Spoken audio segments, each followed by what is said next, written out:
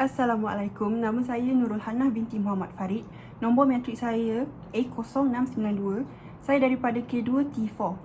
Hari ini saya akan menceritakan tentang Imam Al-Ghazali dan sumbangan. Berikut adalah gambar Imam Al-Ghazali. Saya akan memberikan sedikit pengenalan mengenai beliau. Nama sebenar beliau ialah Abu Hamid Muhammad bin Ahmad Al-Ghazali. Beliau dilahirkan di Desa Ghazalah, pinggir kota Tus, Timur Laut Iran. Asal-usul gelaran beliau ialah melalui kerjaya bapanya sebagai pemintal bulu kambing, Al-Ghazal. Beliau pernah memegang jawatan sebagai seorang pengetua di Madrasah Nizamiyah Baghdad selama 5 tahun. Gelaran beliau dalam dunia Islam ialah Hujjatul Islam kerana kepitahan beliau membela Islam. Akhir sekali, beliau menguasai bidang falsafah, keagamaan, kenegaraan dan pendidikan. Terdapat 5 sumbangan beliau iaitu hasil karya falsafah, bidang ilmu kalam, sumbangan kepada tamadun dunia, bidang pendidikan dan akhir sekali memurnikan fahaman umat Islam terhadap ilmu. Terdapat 3 hasil karya falsafah beliau. Yang pertama, penulisan kitab Maqasid Falasifah yang membincangkan teori falsafah. Yang kedua, Al-Falasifah, kekacauan para filosofi yang membincangkan penyelewengan falsafah barat tentang fizik dan metafizik. Dan akhir sekali, kitab Al-Ma'riful Aqaliyah memaparkan tentang hakikat kewujudan ilmu yang rasional serta tujuan penghasilannya. Sumbangan yang kedua ialah bidang ilmu kalam. Imam Al-Ghazali banyak mengarang penulisan dalam ilmu kalam. Dalam penulisan beliau ada banyak mematahkan hujah daripada pihak lawan yang agak keterlaluan semasa membahaskan isu yang timbul dari perbincangan ilmu kalam. Imam Al-Ghazali tidak menyukai majlis perdebatan berkaitan ilmu kalam. Jika dijemput ke majlis perdebatan, beliau akan berdebat dengan hanya menggunakan metodologi Nabi Muhammad dan para sahabat berpaksikan Al-Quran dan Sunnah. Dari anggapan beliau, tanpa 2 sumber utama ini akan menambahkan lagi kerisauan dan kecelaruan dalam masyarakat. Sumbangannya yang ketiga ialah memurnikan fahaman umat Islam terhadap ilmu. Menurut golongan Al-Asy'ariyah, akal membolehkan seseorang mengenali Allah, tetapi akal semata-mata tidak boleh menentukan baik buruk.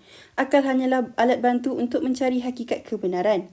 Dalam penulisan, Imam Al-Ghazali banyak menolak hujah pihak yang berketerlaluan ketika membahaskan isu yang timbul.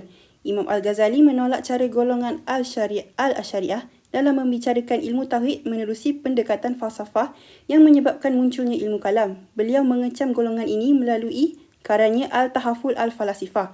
Kritikan Al-Ghazali terhadap ahli falsafah berkaitan perkara yang terkandung dalam karyanya itu, yang mana 3 daripadanya didakwa boleh membawa kepada kekufuran.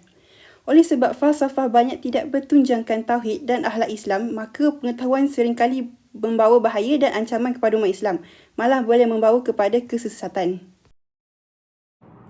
Sumbangan keempat beliau ialah bidang pendidikan. Beliau banyak menyumbang dalam pendidikan ni. Beliau menjelaskan bahawa guru ialah seseorang yang menyampaikan sesuatu ilmu atau kemahiran kepada seseorang individu lain. Beliau juga pernah menjadi penasihat kepada menteri. Semasa berkhidmat menjadi sebagai tenaga pelajar, beliau menampilkan gaya tersendiri dalam menyampaikan ilmu. Imam Al-Ghazali menggunakan 4 kaedah utama, iaitu perbandingan, halaqah, bimbingan atau petunjuk serta dialog dan perbincangan. Sumbangannya yang kelima ialah sumbangan kepada tamadun dunia. Yang pertama, kebanyakan hasil karya Imam Al-Ghazali berbentuk dalam falsafah dan keagamaan. Kedua, beberapa karya telah diterjemah ke dalam pelbagai bahasa Eropah untuk dijadikan rujukan di pusat pengajian tinggi. Antara contoh karya beliau ialah Tahafut Al-Falasifah dan Ihya Ulumuddin telah diterjemah ke dalam bahasa Inggeris, Perancis dan Jerman. Saya akan menerangkan sedikit tentang Islam di dunia kontemporari baru. Terdapat 3 poin yang saya akan berikan, iaitu Islam tradisional, sosial dan politik. Dari segi Islam tradisional, banyak pengajian Islam pada zaman kini lebih memfokuskan kepada modernis atau fundamentalism. Pengalaman Islam tradisional masih lagi dipakai oleh ramai umat Islam di dunia ini. Islam tradisional banyak tidak disetujui oleh beberapa pihak. Contohnya Syed Hussein Nasir 2003. Selalunya agama ini tidak akan terus dengan cara yang sama apabila zaman berubah. Dari segi sosial, gejala sosial Islam pada zaman kini juga banyak dipengaruhi oleh Barat. isu-isu semasa seperti pengaruh barat, kemiskinan, konflik rumah tangga yang menyebabkan perceraian, layanan buruk terhadap anak dan keluarga, pengaruh rakan, dan bahan dan kelakuan lucah.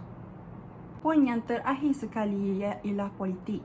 Islam pada zaman kini banyak dikaitkan dengan isu politik yang mementingkan pihak-pihak tertentu, seperti dikaitkan dengan keganasan. Islam pada zaman ini banyak dikaitkan dengan keganasan atau nama lain baginya ialah terorisme. Hal ini mencetuskan perasaan takut dari orang pelbagai kaum dan agama terhadap orang Islam di seluruh dunia. Tanggapan Islam sebagai seorang pengganas bermula sejak peristiwa 11 September 2001, iaitu serangan terhadap Amerika Syarikat. Perkara ini menyebabkan orang ramai memandang kita sebagai umat Islam yang negatif dan akan membawa keburukan. Kesimpulannya, kemampuan Imam Al-Ghazali memanfaatkan ilmu yang dipelajari serta kebijaksanaan beliau berhujah patut dijadikan contoh oleh para pelajar zaman sekarang dalam mengejar impian sekaligus tidak melupakan keagamaan. Gelaran Hujatul Islam yang diberikan kepada beliau amat tepat berdasarkan keberanian ilmiahnya di samping memiliki ketinggian akal fikiran. Dan akhir sekali, beliau juga berjaya mempertahankan kemurnian Islam sekaligus mengelakkan amalan yang mengagungkan Yunani. Perkara ini perlu dijadikan ikhtiar pada zaman ini kerana banyak orang mengikut cara barat yang menyebabkan kemungkaran dan berada di jalan yang salah. Terima kasih kerana sudi mendengar dan menonton cerita saya tentang Imam Al-Ghazali dan sumbangannya.